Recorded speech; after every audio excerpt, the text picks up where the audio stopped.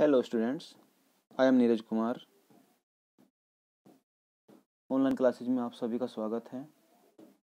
आज से हम शुरू कर रहे हैं भारत का उन्नत भूगोल। इसमें सबसे पहला टॉपिक है भारत का सामान्य परिचय। तो आइए शुरू करते हैं भारत का सामान्य परिचय, आज का टॉपिक। सबसे पहले बात करते हैं भारत के नामकरण की।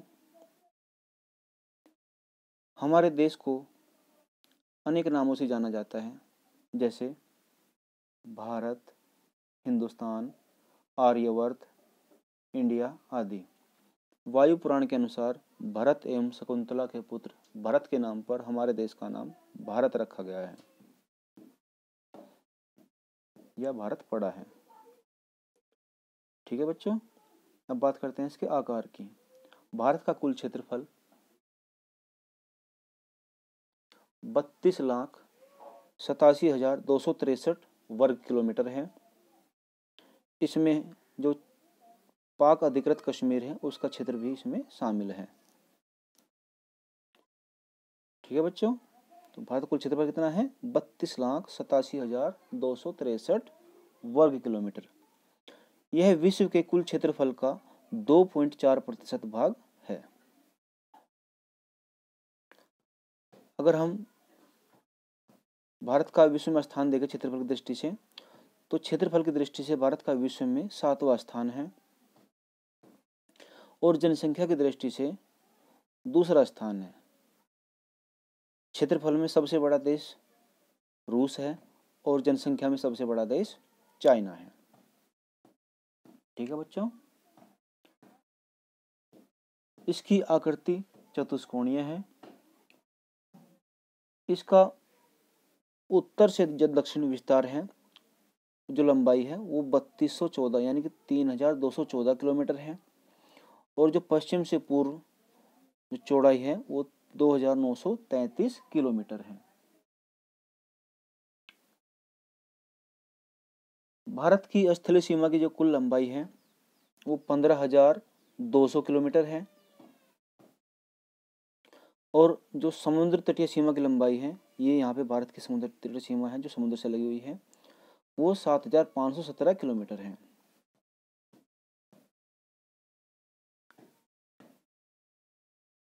जो समुद्र तटीय सीमा है इसमें भारत के जो द्वीप हैं उनकी सीमा भी इसमें शामिल है।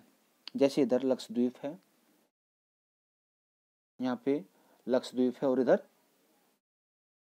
अंडमान एवं निकोबार द्वीप समूह है। अब बात करते हैं भारत के अक्षांश और देशांतरीय विस्तार की। भारत का जो अक्षांश विस्तार है ये यहाँ पे भारत का दक्षिणी अक्षांश है और इधर भारत का उत्तरी अक्षांश है। अब चूंकि हमारा संपूर्ण भारत पृथ्वी के उत्तरी भाग में ही शामिल है, इसलिए यहाँ पे भी उत्तरी अक्षांश लिखा जाएगा और यहाँ भी उत्तरी अक्षांश लिखा जाएगा। अगर भारत की दृष्टि से देखें तो भारत का ये दक्षिणी अक्षांश है और ये उत्तरी अक्षांश है। समझ आया बच्चों? फिर से रिपीट कर रहा हूँ। मान लीजिए ये हमारी पृथ्वी है, ये पृथ्वी के बीचों बीच से एक रेखा गुजरती है जिसका मान है 0 डिग्री अक्षांश और इसका नाम है विषुवत रेखा या भूमध्य रेखा। यह पृथ्वी को 2 गोलार्धों में विभाजित करती है, उत्तरी गोलार्ध और इधर का दक्षिणी गोलार्ध। ये यहाँ पे भारत ये उत्तरी अक्षांश है यानी कि उत्तरी ध्रुव है, इसका मान 90 डिग्री अक्षांश होता है। ये दक्षिणी ध्रुव है, इसका मान भी 90 डिग्री अक्षांश होता है। उत्तरी अक्षांश से दक्षिणी अक्षांश को मिलाने वाली एक रेखा होती है जिसको 0 डिग्री देशांतर रेखा कहते हैं। इसका मान क्या है? 0 डिग्री देशांतर रेखा। अगर इस दृष्टि से देखें, क्योंकि 0 डिग्री देशांतर ये पृथ्वी के बीचों बीच से वर्टिकल लाइन है, ये भी पृथ्वी को 2 गोलार्धों में विभाजित करती है। इधर का पूर्वी गोलार्ध कहलाता है और इधर का पश्चिमी गोलार्ध कहलाता है। ठीक है बच्चों, तो अगर हम विषुवत रेखा की दृष्टि से देखें तो भारत उत्तरी गोलार्ध में अवस्थित है। अगर 0 डिग्री देशांतर की दृष्टि से देखें तो भारत पूर्वी गोलार्ध में अवस्थित है। तो इस प्रकार जो भारत की अवस्थिति है वो उत्तरी और पूर्वी गोलार्ध है, यानी कि भारत उत्तरी और पूर्वी गोलार्ध में स्थित है। समझ में आया? अब बात करते हैं भारत के अक्षांश की। जो भारत का दक्षिणी अक्षांश है वो 8 डिग्री 4 मिनट उत्तरी अक्षांश से लेकर 37 डिग्री 6 मिनट उत्तरी अक्षांश के मध्य स्थित है। भारत का जो देशांतरीय विस्तार है वो 68 डिग्री 7 मिनट पूर्वी देशांतर से लेकर 97 डिग्री 25 मिनट पूर्वी देशांतर के मध्य अवस्थित है। समझ में आया बच्चों?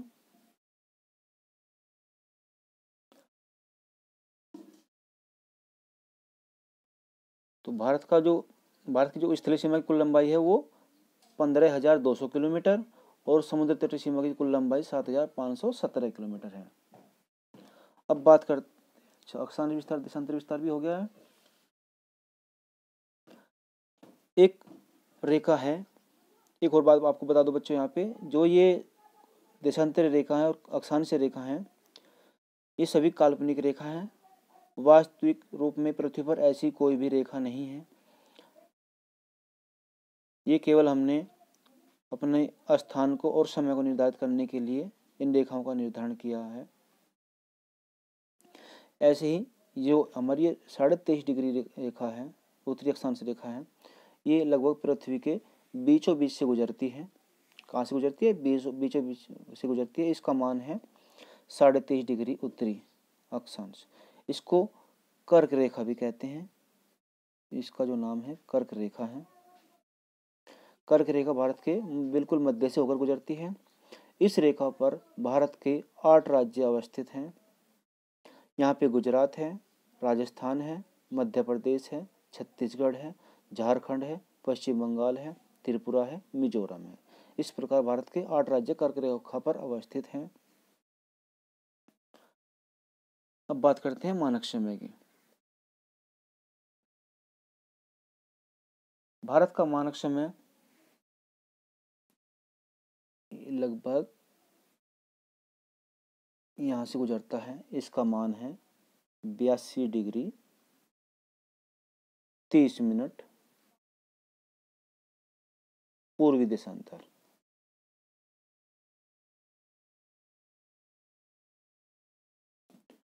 ना बच्चों, 82 डिग्री 30 मिनट पूर्वी देशांतर।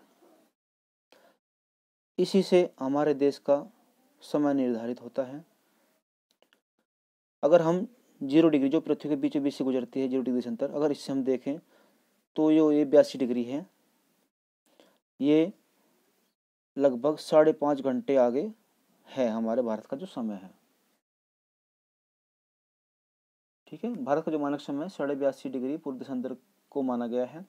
भारत का मानक समय यानी कि GMT, इसको हम ग्रीनविच मीन टाइम कहते हैं, से 5 घंटा 30 मिनट आगे हैं। भारत की मानक समय रेखा उत्तर प्रदेश के मिर्जापुर से होकर गुजरती है। यहाँ पे हमारा उत्तर प्रदेश राज्य है, इसमें एक जिला है मिर्जापुर, वहाँ से होकर इस रेखा वहाँ से होकर यह रेखा गुजरती है। इसके अलावा कुल जो ये हमारी मानक समय रेखा है भारत के कुल 5 राज्यों से होकर गुजरती है। वे राज्य हैं उत्तर प्रदेश, मध्य प्रदेश, छत्तीसगढ़, ओडिशा एवं आंध्र प्रदेश। अब बात करते हैं भारत के राज्य एवं केंद्र शासित प्रदेश की।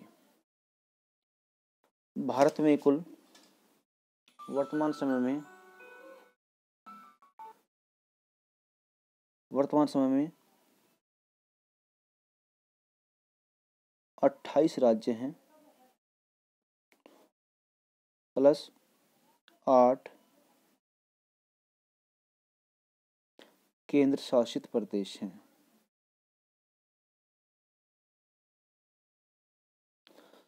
वर्तमान समय में कुछ फेरबदल हुआ है इसमें, जैसे अब तक 29 राज्य थे। 29 राज्य को एक हुआ जम्मू कश्मीर, तो उसको वर्तमान समय में केंद्र शासित प्रदेश का दर्जा दिया गया है और उसे पुनः 2 भागों में बांटा गया है, एक लद्दाख और दूसरा जम्मू। तो इस प्रकार वर्तमान समय में 28 राज्य हैं और 8 केंद्र शासित प्रदेश हैं।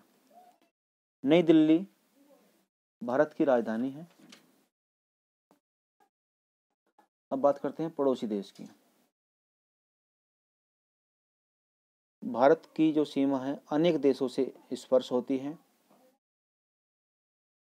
जैसे भारत की उत्तरी पश्चिमी सीमा यहाँ पे पाकिस्तान से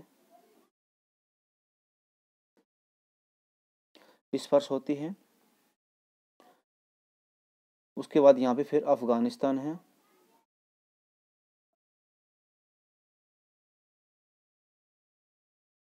यहाँ पे अफगानिस्तान हो गया।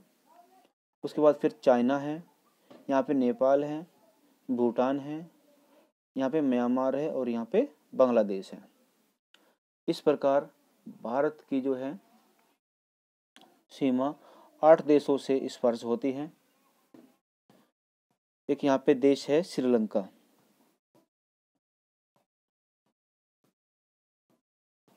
श्रीलंका और एक देश इधर है मालदीव।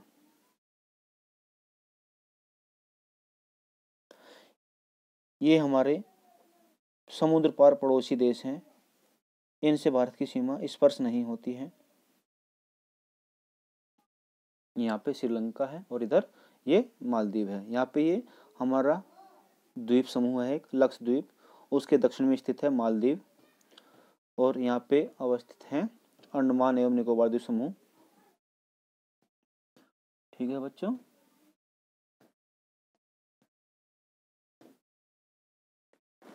आई होप कि जो मैंने आपको समझाया है वो आपकी समझ में आया होगा। ये भारत का सामान्य परिचय बहुत ही महत्वपूर्ण टॉपिक है। इसमें मैंने गागर में सागर भरने की कोशिश की है, आपको बहुत सी महत्वपूर्ण जानकारी देने की कोशिश की है। इसको आप अच्छे से रीड करेंगे और बुक से भी अच्छी तरीके से पढ़ेंगे। ठीक है बच्चों, आज के लिए ही इतना ही। Thank you.